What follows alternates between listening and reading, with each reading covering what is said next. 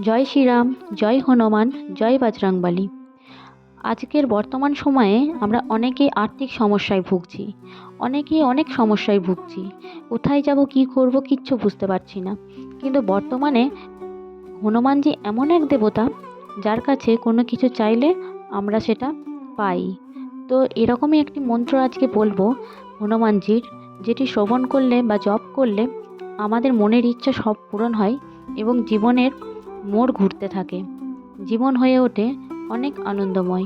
আপনারা এই মন্ত্রটি 5 মিনিট শ্রবণ করুন, দেখবেন ফল পাবেন হাতে নাতে।